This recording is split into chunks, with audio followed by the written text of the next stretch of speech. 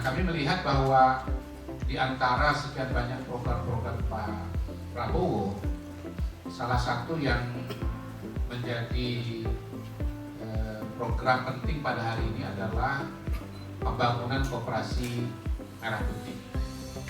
Pak Prabowo ini meletakkan fondasi untuk kualitas SDM yang berkualitas. Bayangan saya nanti di akhir tahun 2029 Pak Prabowo akan menjadi bapak pembangunan SDM Indonesia. Kalau Pak Jokowi kan 10 tahun itu giat membangun infrastruktur. Memang katanya kalau negara mau maju itu syaratnya harus ada pembangunan infrastruktur, pembangunan SDM, dan nomor 3 itu pembangunan kelembagaan. Kita lihat bahwa Pak Prabowo itu keberpihakannya kepada kalangan menengah ke bawah itu luar biasa. Intinya keberpihakan Pak Prabowo kepada masyarakat menengah ke bawah itu kuat sekali. Terakhir yang heboh ya Pak ya, yang heboh itu adalah membeli gabah kering petani ya. Harga minimum 6.500 per kilogram. Maksud dan tujuannya apa? Supaya nilai tukar petani menjadi bagus. Jadi Pak Prabowo ini keberpihakannya kepada menengah ke bawah itu luar biasa. Sama dengan Pak Jokowi. Bagaimana Pak Prabowo juga ingin meningkatkan kondisi ekonomi Indonesia, pertumbuhan ekonomi Indonesia. Nah, caranya tentu bermacam-macam ya. Kalau kita bicara meningkatkan kondisi ekonomi Indonesia misalnya, beliau juga meneruskan apa yang sudah dikerjakan oleh Pak Jokowi, yaitu hilirisasi. Apa sih hilirisasi itu? Upaya untuk meningkatkan nilai tambah. Nilai tambah itu bisa meningkatkan nilai barang itu sampai puluhan bahkan ratusan kali lipat. Banyak sekali yang dikerjakan oleh Pak Prabowo. Ya, Danantara. Nah, Danantara itu adalah upaya Pak Prabowo untuk membuat BUMN kita menjadi lebih profesional. Di satu sisi ya. Jadi Danantara itu punya dua sayap, sayap operasional dan sayap investasi. Pengelolaan ada di sayap operasional, investasi ada di sayap investasi.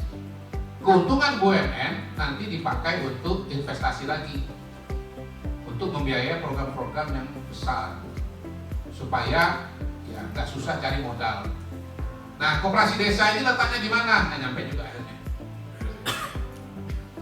Koperasi desa ini ya saya kira masuk poin 2 dan poin 3. Poin 2 itu keberpihakan kepada masyarakat. Jadi kata Pak Prabowo itu di bukunya Strategi Transformasi Bangsa itu, beliau tidak menghalangi para pengusaha yang mau maju. Beliau tidak menolak bahwa yang namanya mekanisme ekonomi itu baru bergerak kalau ada keuntungan. Beliau tidak menafikan bahwa ekonomi bekerja sebagian dengan mekanisme kapitalisme.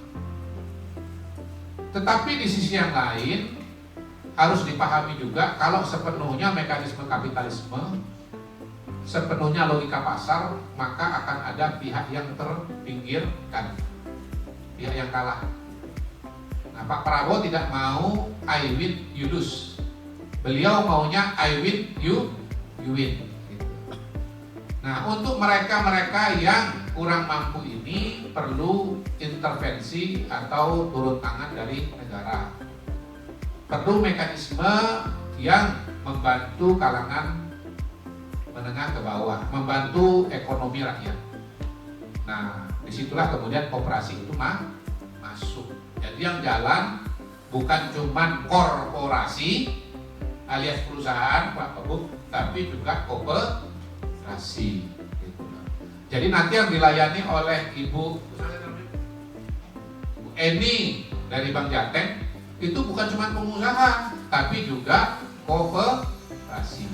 Jadi Ibu Eni dan Bank Jateng ini sedang menjalankan pemikiran ekonominya Pak Prabowo. Terus terang ini saya penasaran nih gimana nanti performance dari koperasi merah putih ini. Kalau patokan kita adalah UMKM non performing loan, ya, ya, NPL alias kredit macetnya biasanya kecil ya Bu ya. UMKM itu biasanya kredit macetnya kecil. Jadi orang kecil tuh pada dasarnya amanah Pak. Jadi pertama koperasi desa ini nanti akan masuk kepada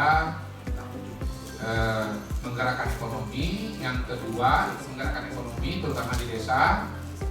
Ya, produksi desa nanti bisa disalurkan. Ya, kebutuhan masyarakat desa juga nanti bisa dipenuhi. Nah, pada giliran berikutnya juga bisa mensejahterakan masyarakat, baik lewat koperasi, baik lewat unit simpan pinjam maupun juga unit-unit yang lainnya. Dan ini adalah program yang sangat-sangat besar karena akan dibuat di seluruh Indonesia, ya, dibuat di seluruh Indonesia. Nah, kami ini turun ke lapangan, ketemu dengan Bapak Ibu sekalian, datang ke tempat ini untuk melihat satu, Pak Sekda ya, kira-kira template yang kami baca, kami dengar di tingkat pusat itu dari KL yang bersangkutan itu sama atau beda dengan template yang kami dengarkan di sini. Nah, yang kedua tentu saja kami memantau bagaimana perencanaan yang ada dikaitkan dengan implementasi di lapangan. Ya, jadi kita kan sudah punya deadline tanggal 17 Juli ya Pak ya? 12 Juli. Tadi saya tanya 17 Juli itu status kelembagaannya apa? Nanti kita dengar juga masalah-masalah yang ada, termasuk usulan solusinya.